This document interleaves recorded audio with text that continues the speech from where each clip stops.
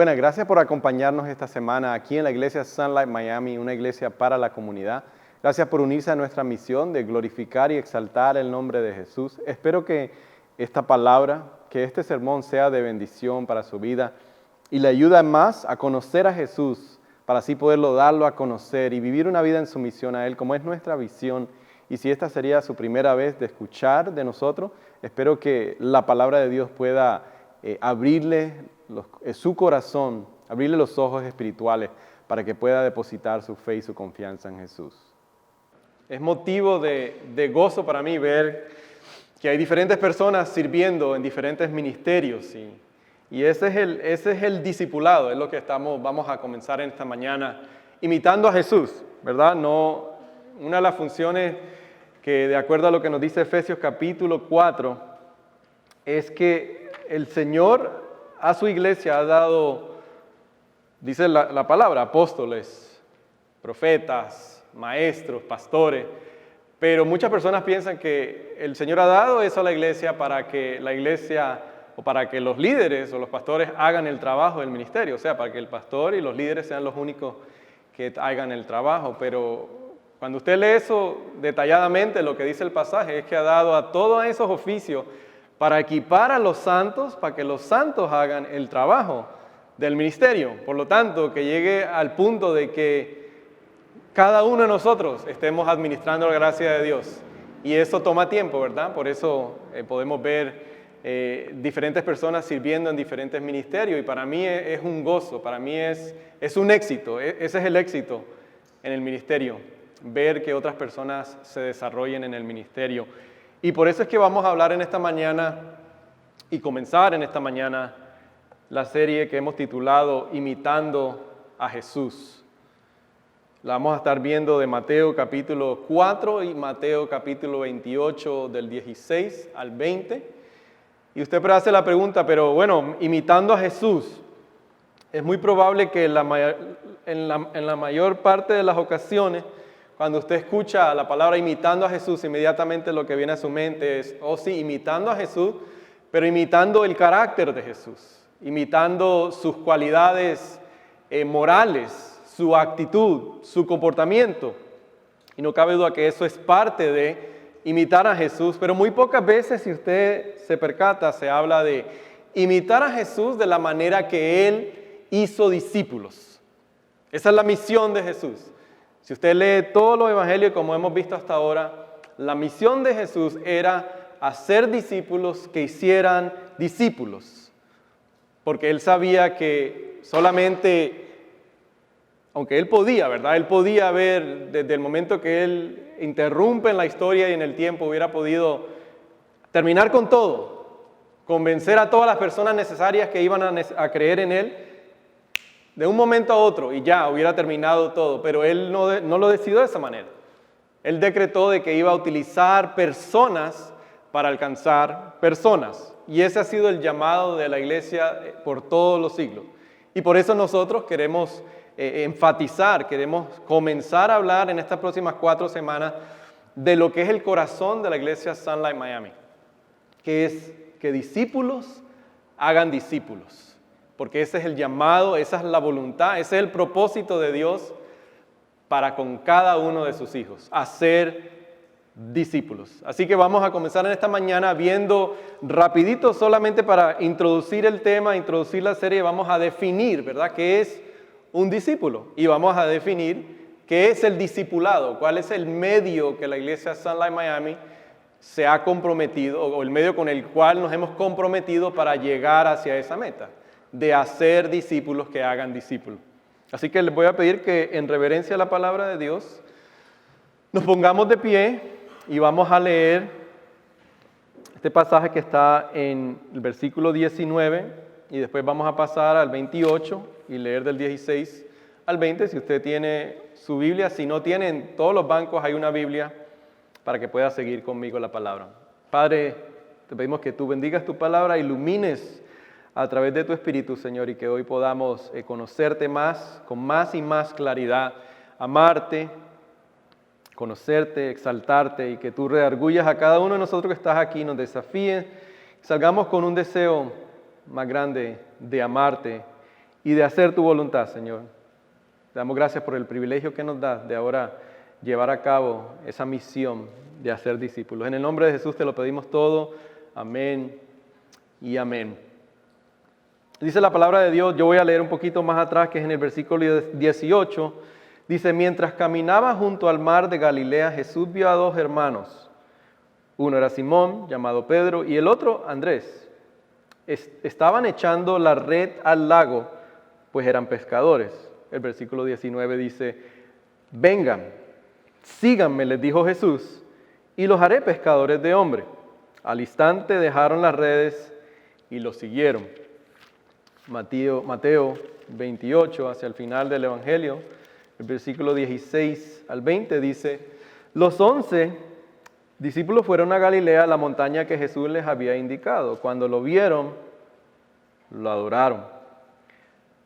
Pero algunos dudaban. Jesús se acercó entonces a ellos y les dijo, se me ha dado toda autoridad en el cielo y en la tierra, por tanto, vayan y hagan discípulos de todas las naciones, bautizándoles en el nombre del Padre y del Hijo y del Espíritu Santo, enseñándoles a obedecer todo lo que les he mandado a ustedes. Y les aseguro que estaré con ustedes siempre hasta el fin del mundo. Esto es palabra de Dios. Pueden tomar asiento.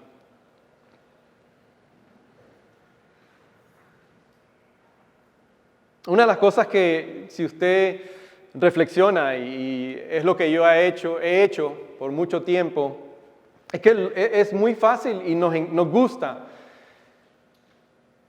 saber y reconocer y darle gracias a Dios por lo que Él hace por nosotros, por lo que hace por nosotros al contestarnos nuestras oraciones, al contestar oraciones que hacemos por otras personas, pero sé, y a lo largo de mi experiencia al caminar con personas, al ver incluso la historia de la iglesia, la parte más difícil con la cual Dios tiene que trabajar mucho más fuerte, no porque Él tenga problemas en ejercitar su poder, sino que es por nuestra rebeldía o por nuestra dureza de corazón, pero es trabajar por medio de nosotros.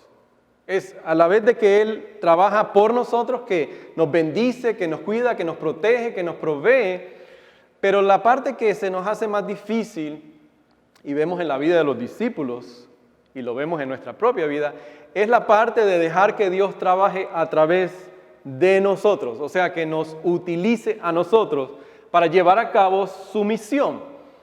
Y de todos los propósitos que usted quiera, o que usted escuche, o que usted quiera que sea su vida, o que su vida cumpla propósitos, o como decimos, la voluntad de Dios. La voluntad de Dios es que nosotros seamos discípulos, que hagamos discípulos. Esa es la razón por la cual Jesús envió a su Hijo. Estoy de acuerdo, porque usted inmediatamente va a decir, bueno, pero Él vino también a morir por nuestros pecados, a darnos perdón, a hacer milagros. Todo eso es verdad y es cierto. Pero no solamente vino a eso, sino que Él vino al final de su ministerio, sabemos, cuando le dice al Padre que el trabajo que tú me has encomendado, ya lo he hecho, o sea, está cumplido. Y era de hacer discípulos, incluso en la oración del Padre Nuestro, no de la de Mateo, que conocemos como el Padre Nuestro al cual estamos todos acostumbrados, sino en Juan 17, o se le conoce como la oración de Jesús o la oración sacerdotal. Si usted se recuerda, en Juan capítulo 17, o si no lo ha leído, Jesús inmediatamente ora. Él dice, no te pido por todo el mundo, dice, pero te pido por los que tú me has dado, para que a ellos los cuides del maligno. No son del mundo, pero van a estar en el mundo. Cuídalos, protégelos a ellos, y te pido por aquellos que van a creer por el mensaje que ellos lleven. O sea, mis discípulos, te pido por aquellos que en algún día van a creer. O sea, estaba orando por nosotros. ¿Y cuál era la misión que Jesús les encomendó a ellos? Que hicieran discípulos. Por lo tanto, lo que podemos resumir entonces es que la vida del cristiano es una vida de aprender de Jesús, de seguirlo y de crecer en todos los sentidos de nuestra vida en Él. En otras palabras, la vida de un seguidor de Jesús es una vida de obediencia a Jesús. Y esto nos da una nueva perspectiva para que vayan teniendo un panorama en el tiempo que nos queda. Vamos a definir lo que es un discípulo, vamos a definir qué es el discipulado y cómo lo podemos llevar a cabo como iglesia. Es que lo vamos a hacer, o nosotros estamos comprometidos en hacerlo a través de la vida de una persona con otra persona, o sea, de vida en vida, a través de vida en comunidad, viviendo en comunidad como iglesia, pero también es vivir en la misión de Jesús. Y aquí vemos en este primer versículo que leímos, en el versículo 19, cuando Jesús primero llama a sus discípulos. Estos son hombres pecadores, pero también son pescadores. Son pescadores por profesión, ese es su trabajo, no era un pasatiempo como a muchos de los que estamos aquí, o quizás algunos que nos gusta la pesca. A mí me gusta la pesca. ¿A alguien más le gusta la pesca aquí? Nos gusta pescar, pero es un pasatiempo, ¿verdad? Es algo que hacemos cuando tenemos tiempo o cuando preparamos tiempo para hacerlo. Pero estos hombres, para ellos era diferente, era la manera de ellos sustentar sus vidas. Ellos vivían de la pesca. Por lo tanto, usted no se puede dar cuenta inmediatamente de que eran personas comunes, no eran personas de la élite, no eran personas que habían ido a las mejores escuelas, incluso por su trabajo, que era medio considerado impuro, no podían tener una vida religiosa, pero aún así Jesús los escoge a ellos. Él va y los busca, y es lo que vemos en este pasaje, lo que dice el versículo: síganme y yo los haré pescadores de personas, de hombres, dice el pasaje, pero podemos decir es todas las personas, síganme y yo los voy a hacer pescadores, pero ahora pescadores de almas, de personas. ¿Y cuál es la respuesta de ellos? Ellos dejan su familia, sus carreras, su futuro, y lo que empieza en un barco, porque esto es lo que nos dicen históricamente aquellas personas que estudian el ministerio, o sea, la vida de Jesús, que esto fue al comienzo del ministerio de Jesús. ¿Qué es ministerio? El primer año que Jesús, después de ser bautizado, después de ser tentado, Dios le desciende el Espíritu Santo sobre Jesús y él empieza a hacer lo que Dios lo llamó a hacer. Es al principio. Y busca a estas personas, busca a estos hermanos que podemos decirle. Entonces lo que podemos decir es que estos discípulos o estos seguidores de Jesús radicalmente centraron sus vidas en Jesús, en torno a su enseñanza y a su misión.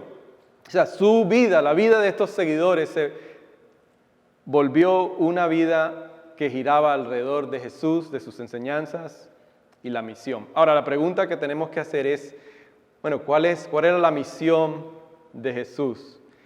Y si usted tiene una Biblia ahí, le voy a pedir que vaya a ir rapidito a Juan capítulo 6, versículo 35 al 40, que podamos entender entonces que Jesús los llama al comienzo de su ministerio, personas comunes, personas que quizás estaban buscando quién era el Mesías, no sabía de dónde iba a venir, sabían dónde iban a nacer, pero no sabían si era el tiempo, y Jesús viene a ellos porque ellos escuchan que Él está haciendo milagros, que Juan el Bautista lo ha incluso bautizado, y Jesús viene y los llama, personas comunes.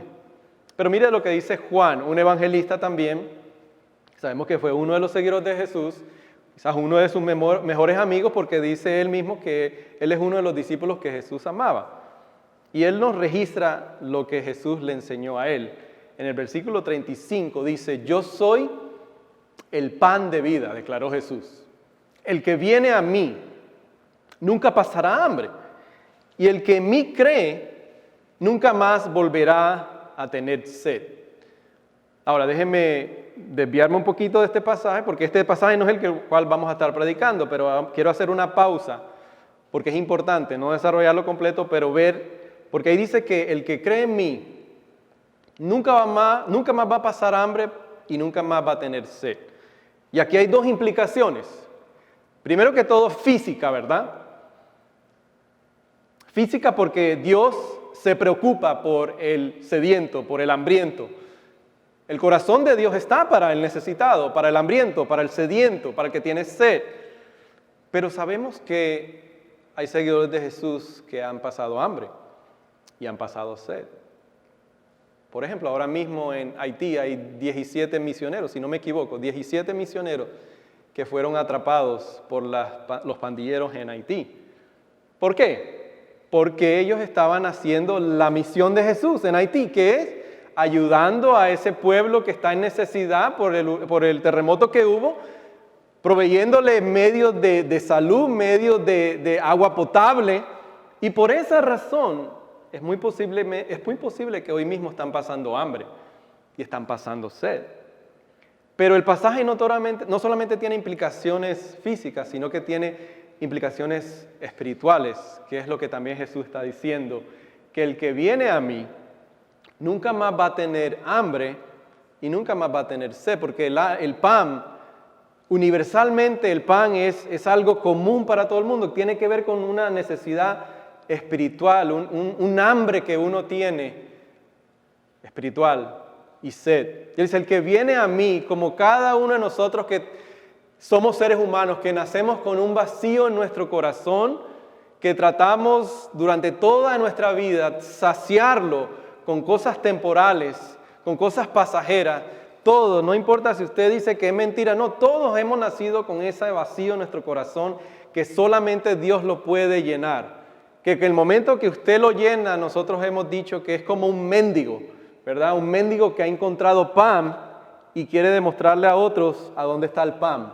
Yo soy un mendigo que he encontrado pan y he encontrado agua y quiero llevar a otros a que puedan saciar esa sed espiritual. Y ese es el llamado, amén, de Jesús. Por eso sigue el pasaje y dice, pero como ya les dije, a pesar de que ustedes me han visto, no creen. Todos los que el Padre me da vendrán a mí. Al que a mí viene no lo rechazo, porque he bajado del cielo no para hacer mi voluntad, sino la del que me envió. El versículo 39 dice, y esta es la voluntad del que me envió, que yo no pierda nada de lo que Él me ha dado, sino que lo resucite en el día final. Otra vez, porque la voluntad de mi Padre es que todo el que reconozca al Hijo y crea en Él, tenga vida eterna y yo lo resucitaré en el día final. Amén. Después de haberlos entrenado más de 3 años, sufrir, morir por sus pecados, resucitar de la tumba, Jesús les dice que se reúnan con Él en una montaña, que es lo que vemos en Mateo 28, antes de Él ascender al cielo. Y en esa montaña Jesús les da su última comisión como discípulos, les dice, tal como yo los he llamado a ustedes, así como ustedes comenzaron siguiéndome y terminaron en Mateo 28, después de que Jesús resucita y se le aparece a ellos, incluso a casi 500 personas, le dice ahora, todo lo que yo les he enseñado, lo que yo les he instruido, lo que ustedes han visto en mí, ahora ustedes vayan y hagan discípulos. Por lo tanto, seguir a Jesús, ser un discípulo de Jesús, podemos decir, es una persona que adora a Jesús, es transformado por Jesús y ahora está comprometido para seguir a Jesús. Entonces, comenzaron siguiendo a Jesús, pero a la vez que seguían a Jesús, llegaron al punto que adoraban a Jesús. Entonces, seguir a Jesús es equivalente con llegar a ser una persona que adora a Jesús. Es llegar a ver a Jesús como el Mesías. Eso es importante y hay que aclarar eso. Ser un seguidor de Jesús es adorar a Jesús como Dios. Y eso lo entendieron los discípulos. Seguir a Jesús no es simplemente decir que Él es uno entre la mayoría o entre todos los que existen, como un buffet, ¿no? Él es uno de los que existen. No, seguir a Jesús es declarar que Él es Dios. Eso es importante, porque hoy en día se habla mucho de que hay que ser espiritual. Hay personas que dicen, yo soy espiritual. Y a la final no importa en lo que uno crea, a la final todo es lo mismo. La cosa es que creamos en algo, creamos en Dios. Eso es ser espiritual. Pero mi desafío para usted en esta mañana es que usted esté convencido de que seguir a Jesús es declarar que Jesús es Dios, que Jesús es el Señor. No importa solamente si usted cree en Dios, usted está bien, no. Porque si usted estuvo aquí la semana pasada, los líderes religiosos, los maestros de la ley, los fariseos, todos ellos creían en Dios. ¿Y qué terminó el pasaje diciendo la semana pasada? Él tiene que ser entregado en la mano de los líderes religiosos, los fariseos, los maestros de la ley. O sea, los que creían en Dios fueron los que llevaron al Hijo de Dios a la cruz. Santiago dice que hasta los demonios creen en Dios y tiemblan. Entonces no es suficiente decir, no importa, siempre y cuando tú creas en Dios. No, es creer que Jesús es Dios, que Jesús es el Señor, que Jesús es el único medio por el cual podemos llegar delante de la presencia del Padre, no con nuestras propias obras, porque como dice el profeta Isaías, nuestras obras, nuestro intento de ser buenas personas, dice que son como trapos de inmundicia. Y no voy a dar más detalles en cuanto a qué significa trapos de inmundicia. Pero es decir, si yo me acerco delante del Padre, decirle, yo soy buena persona, por lo tanto tú tienes que aceptarme, eso es decirle a Dios, lo que hizo Jesús no es suficiente, eso es basura, porque lo que yo hago, mi buena persona como yo soy, eso es lo que tú tienes que aceptar, Padre. No, pero la Biblia nos enseña, no, es lo que hizo Jesús por nosotros.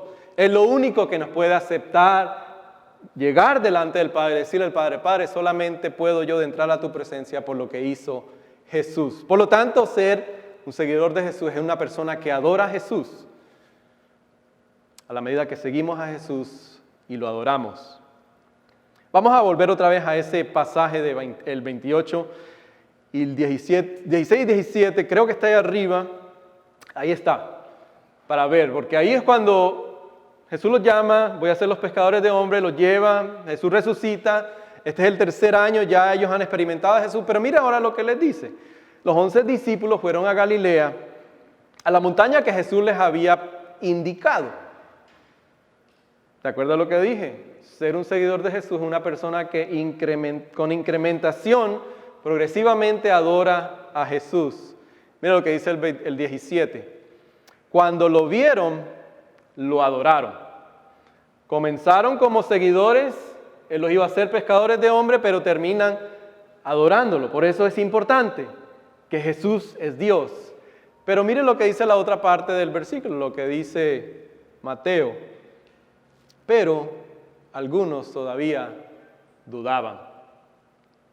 Después de verlo resucitar de entre los muertos, todavía dudaban. Para mí eso es una palabra de esperanza. Quiero que no se pierdan ese detalle, porque ellos habían experimentado todo lo que podían haber experimentado, habían escuchado, habían visto, Jesús les había enseñado, y dice que todavía dudaban. Ahí yo me puedo relacionar, 20 años siguiendo al Señor, siendo discípulo, pero todavía yo tengo que luchar con las dudas.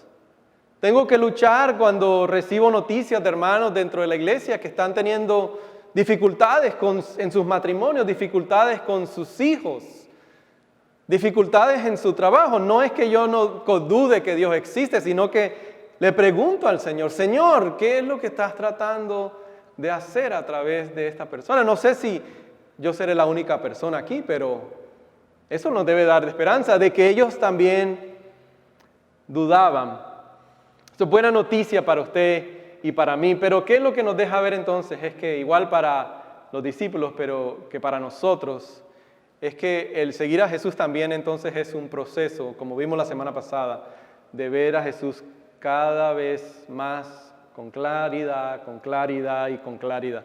Cada vez más lo vamos a ver más claramente. A veces lo vemos como el ciego que fue sanado en 2 etapas, ¿verdad? Como personas que caminan, pero son árboles, pero a veces lo vemos con más claridad y a veces lo vemos menos claro y es un proceso. Es un proceso. Nadie aquí, ninguna persona que le diga que el que siga a Jesús inmediatamente ya es una persona transformada, le está mintiendo, porque es un proceso y lo vemos en la vida de sus discípulos. Por lo tanto, déjenme leerle una definición para el discipulado.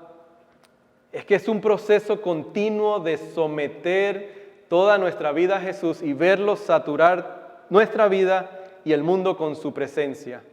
Es un proceso de crecimiento diario en nuestra conciencia, de nuestra necesidad por Él en las cosas cotidianas de la vida. Y déjeme ponérselo aquí en la pantalla para que usted lo pueda ver, la definición de un discípulo. Y si usted lo quiere escribir, eso es lo que vamos a estar viendo sobre toda la serie. Que un discípulo es alguien que adora cada vez a Jesús. Un discípulo es alguien que en toda su vida está siendo transformado por Jesús, que obedece los mandamientos de Jesús. Espero que eso pueda desafiar su entendimiento de lo que es un discípulo. Pero una vez que nos damos cuenta de que el discipulado es un proceso cotidiano, estamos a medio camino de comprender cuál es el propósito de Dios, cuál es el llamado de Dios. Pero la otra mitad de ese llamado es ver más claramente cuál es la voluntad y la comisión a la cual Dios nos ha llamado como su pueblo. Déjenme leerles otra vez en Mateo capítulo 28, del 19 al 20, para que veamos ahí, lo desempaquemos un poquito, para entender entonces cuál es la comisión, cuál es el llamado de nosotros como seguidores de Jesús. El versículo 18 de Mateo 28 nos dice: Jesús se acercó entonces a ellos y les dijo: se me ha dado toda autoridad en el cielo y en la tierra. No sé si usted se percata, pero ¿por qué Mateo nos declara, nos relata de que ahora a Jesús se le ha dado toda autoridad? No sé si se ha preguntado eso en algún momento. Porque el Hijo de Dios, la segunda persona de la Trinidad, como hemos cantado en esta mañana, como hemos confesado en el credo apostólico, toma para sí la naturaleza humana, algo que nunca había existido en el Dios Trino. El Hijo de Dios nunca había tomado anteriormente la naturaleza humana. Y en este momento, en la humillación, como se conoce, toma la naturaleza humana para venir y derrotar nuestros peores enemigos, que es la muerte, que es Satanás, que es el poder esclavizador del pecado. Nuestro mayor problema en estos momentos no es un partido político, no es nuestra falta de relación con las personas que amamos. Ese es un problema inmediato, pero no es el mayor problema que tenemos. No es la división que existe en este país. No es la pobreza que hay en nuestros propios países. Ese no es el problema más grande. Es un problema, no cabe duda, pero no es el problema más grande. Pero Dios envía a su Hijo Jesús para que tome la naturaleza humana, para que nazca bajo la ley, para que viva la vida perfecta como el verdadero humano. Y por lo que Él hace de vivir y morir y resucitar, entonces, por eso Él dice: ahora se me ha dado toda la autoridad. Porque en la cruz todo el poder de las tinieblas que andaban y que nosotros no podemos ver, pero que ejercía influencia, es como que expuesta sobre Jesús en la cruz. Y encima de eso, es como que el Padre le da la espalda en ese momento y por eso Él grita, Él clama: ¿por qué me has abandonado? Porque Dios ahora ve en Jesús su pecado y mi pecado. Y por eso Él puede decir que ahora se me ha dado toda autoridad. Y sigue diciendo, el único verbo que vemos en la Gran Comisión es: hagan discípulos. Hagan discípulos.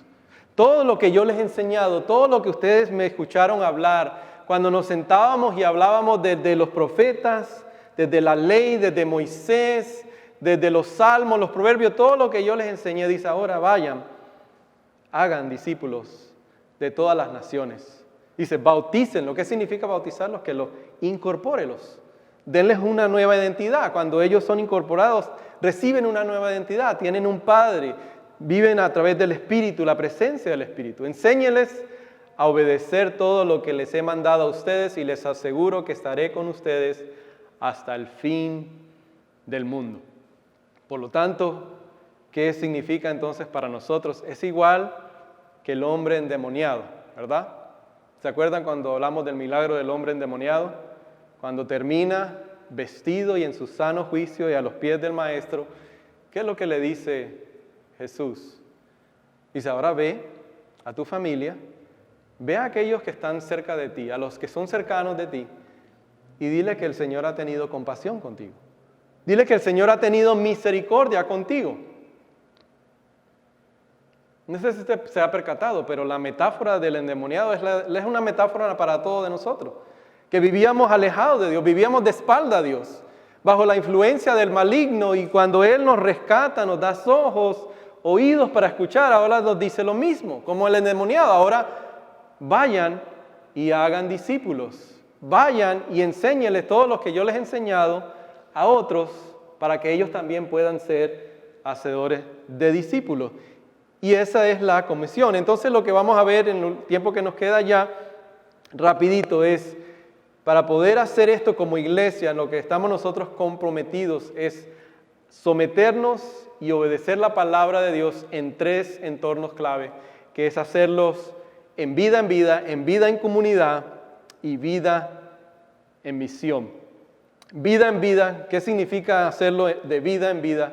Como nosotros, antes de entrar a ese pasaje, es para que usted pueda ver cuál es la definición del discipulado. Es que el discipulado es el proceso de llevar a otras personas a someter cada vez más toda su vida a la presencia empoderadora y al señorío de Jesucristo. ¿Y cómo lo queremos hacer como iglesia? ¿Cómo lo vamos a hacer como iglesia?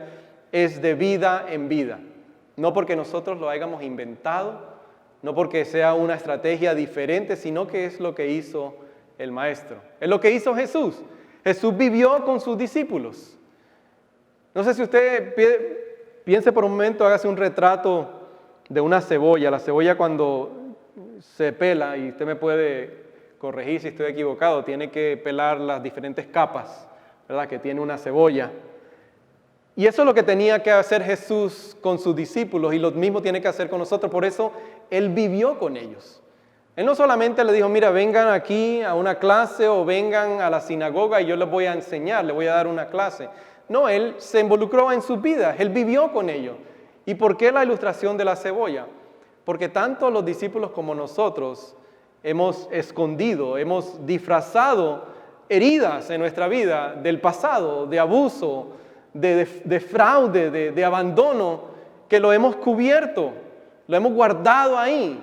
Y Jesús, a través del Evangelio y las personas en nuestras vidas que caminan con nosotros, que aman a Jesús, que están dispuestas a caminar con nosotros, de invertir su vida en nosotros, son personas que nos ayudan a aplicar el Evangelio a esas áreas de nuestro corazón que necesitan ser sanadas, que necesitan ser restauradas por el poder del Evangelio. La buena noticia, porque no cabe duda que uno solo no lo puede hacer. Yo solo no lo puedo hacer. Yo tengo áreas en mi propia vida que no puedo ver, que yo no puedo ver, yo no me las puedo ver, pero hay personas que han invertido en mi vida, mentores, personas que han caminado conmigo, que con amor me ayudan a desempacar, a pelar esas, vamos a decir, esa cebolla a través del Evangelio, porque extraen el Evangelio a la luz a esas heridas. Piense por un momento los discípulos. No sé si usted sabe, pero Mateo, por ejemplo, era un recaudador de impuestos, un discípulo de Jesús.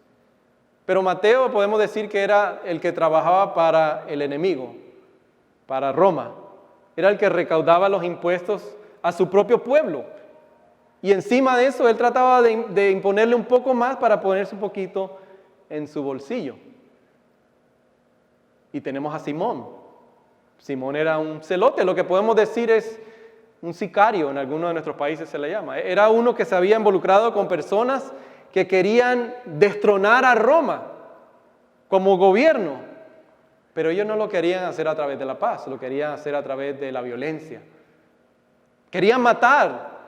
Imagínense cuando se unieron, cuando Jesús llama a Mateo y llama a Simón el celote. ¿Usted no cree que ellos tenían traumas? Los discípulos no eran personas que caminaban así perfectamente y no miraban a ningún lado. No, eran personas igual como nosotros, quebrantadas. Usted no tiene, imagínese cuántas veces Jesús no tuvo que pararse en medio de Mateo y de Simón y decirle, oye, tranquilo, tranquilízate, compórtate. ¿Por qué? Por eso tuvo que vivir con ellos de vida en vida, para ayudarles, para corregirles. Eso es lo que usted ve en los evangelios, que Jesús tiene que corregirlos, que enseñarles, que llamarles la atención, mandarlos a predicar. Y esa es la única manera que se puedan ser discípulos. Cuando una persona se compromete con otra persona o con dos personas, decir, ok, yo quiero enseñarte a poner en práctica todo lo que yo he podido aprender de Jesús. mis traumas, mis debilidades, mis complejos, yo te los comparto a ti para que tú me compartas los tuyos y con amor, suavemente nos ayudamos uno al uno a sacar esos traumas, esas debilidades, esos dolores. Y por eso decimos que nosotros lo queremos hacer de vida en vida. Vida en vida. ¿Por qué? Porque así lo hizo Jesús. Pero también vida en comunidad. ¿Por qué vida en comunidad? Porque nuevamente no se puede hacer aislado. Solo no lo podemos hacer. Dios ha dado la iglesia. La iglesia es el cuerpo de Cristo. Nadie puede decir, yo amo a Jesús, amo a Dios, pero yo no quiero nada que ver con su iglesia. Eso es como decirle a una persona o decirme a mí, mira, tú me caes bien, pero tu esposa no quiero nada con ella. Ni me la menciones ni la traigas por aquí. Es lo mismo, es decirle a Dios lo mismo. Si usted dice, no, la iglesia, ¿es la iglesia perfecta? No, la iglesia ha causado mucho daño.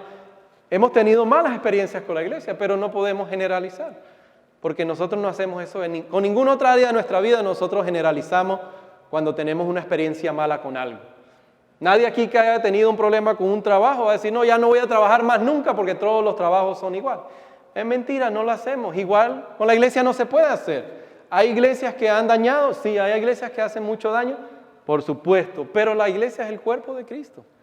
A través de la iglesia es que podemos llegar a ser discípulos que hacen discípulos, porque es el medio principal que Dios ha utilizado. Dios no va a utilizar el gobierno, no va a utilizar la economía, no va a utilizar la medicina moderna. La iglesia va a ser el medio, es el medio y ha sido el medio para transformar al mundo. Y por último, queremos hacerlo en la misión.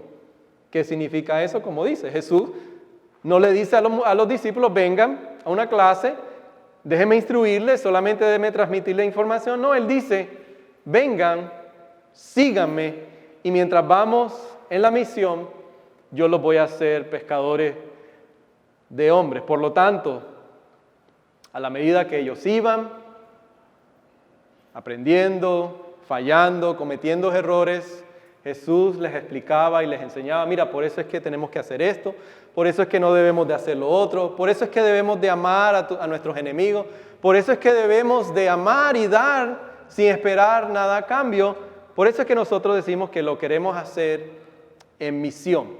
Queremos hacer discípulos porque es lo que primero que todo Dios nos llamó a hacer, pero queremos hacerlo de vida en vida, queremos hacerlo como iglesia y queremos hacerlo en la misión, porque la misión, como ya lo hemos dejado claro, Jesús después de la resurrección le aparece a sus discípulos y ahora le dice, mire hermanos, hijos, así como el Padre me envió a mí, ahora yo los envío a ustedes.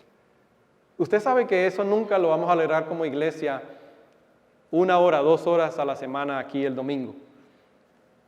Podemos tener muchas personas que vengan y asistan, pero nosotros no queremos ser una iglesia cultocéntrica. O sea, que el culto no es el momento principal. Es importante, es necesario, pero no es el momento principal para ser discípulos, que hagan discípulos. Nosotros queremos hacerlo a través de vida en vida, como comunidad y viviendo en la misión. Porque, como dice ahí, el discipulado es el proceso de llevar a otros a someter cada vez más toda su vida a la presencia empoderadora y al señorío de Jesucristo. Amén. Hemos comenzado ahora 2 mujeres que han dicho, yo quiero que otra persona me ayude a ser una seguidora de Jesús, que hace seguidoras de Jesús. Yo he comenzado con un joven que ahora ha dicho, yo quiero que tú me ayudes a ser un seguidor de Jesús, que hace seguidores de Jesús. Y ese es el corazón de nuestro ministerio. Todo lo demás, podemos decir, viene con añadidura. Y ese es el propósito de esta serie. Porque queremos que como iglesia, al comenzar, que eso lo dejemos establecido. ¿Tenemos un estudio bíblico? Sí, eso es otro medio de discipulado, pero no es el medio principal. El medio principal es hombres y mujeres que viven su vida juntos para ser discípulos que hacen, discípulos que viven en comunidad y que están comprometidos con la misión de Jesús. ¿Cuánto estamos comprometidos con la misión de Jesús? ¿Estamos comprometidos o no estamos comprometidos? No esté comprometido conmigo, no esté comprometido con la iglesia Sunlight Miami, esté comprometida con la misión de Jesús. Jesús le enseñó a sus discípulos que la manera primordial para exaltar, para glorificar el nombre del Padre, es que se venga su reino, ¿no? Que se venga su reino y que se haga su voluntad, tanto en la tierra como en el cielo. La manera principal de que Dios sea glorificado, que se venga su reino y se haga su voluntad en el cielo como en la tierra, es cuando hacemos discípulos de todas las naciones. Amén. Oremos. Padre amado, gracias por tu palabra. Gracias por ese desafío que hoy tú nos das, Señor, y nos recuerdas. Y le recuerdas a este siervo, Señor, que podemos hacer muchas cosas. Oh Dios, como ha dicho el doctor Robert Coleman, que Jesús no hizo cruzadas, Jesús no hizo eventos, Jesús no creó programas para alcanzar al mundo. Es increíble que Él preparó a 12 hombres para alcanzar y transformar al mundo y nosotros somos el fruto de esos 12 hombres, que hoy podemos estar aquí proclamando que hemos recibido el milagro de la sanidad de nuestras llagas que han sido llevadas a la cruz, que es nuestros pecados. ¿Por qué? Porque tú enviaste a Jesús, el Hijo, y Él invirtió su vida en 12 personas. Y a través de esas 12 personas tú has transformado al mundo. Nosotros queremos ser, Señor, como esa iglesia queremos ser, la iglesia que invierte su vida en personas. No importa dónde estemos, en qué etapa de nuestra vida, si estemos criando hijos, si estemos cuidando nietos, si estamos cuidando a nuestros padres, para eso no hay tiempo. Oh Dios, no hay una restricción. Tú nos has llamado en todas las etapas de nuestra vida a comprometernos con tu misión. Oh, yo te pido por esos hombres, esas mujeres, esos jóvenes, hoy en día que están aquí, aquellos que escucharán a través de las redes sociales, que tú nos des el deseo primero que todo, Señor. No obligados, no por temor o por pensar que vamos a perder tu favor o tu amor, no, por amor a lo que tú primero has hecho por nosotros. Señor, impúlsanos ahora a ser usados por ti para alcanzar a otros mendigos, como así nosotros una vez estábamos sedientos de pan y de agua, y lo encontramos en ti. Ayúdanos a alcanzar a otros para que podamos así crear un movimiento en esta ciudad. Oh Dios, yo veo en esta ciudad, Señor, la posibilidad, el potencial de ver matrimonios restaurados, familias quebrantadas pero reconciliadas, hijos, niños que se levanten con el temor del Señor, esta ciudad transformada por ti, por el Evangelio, Padre. Yo sé que solamente lo vamos a poder lograr a la manera que hagamos discípulos, que primero que todo te adoren a ti, que sean cambiados por ti y que se comprometan, Señor, a ayudar a otros a hacer lo mismo. En el nombre de Jesús te lo pedimos todo. Amén y amén.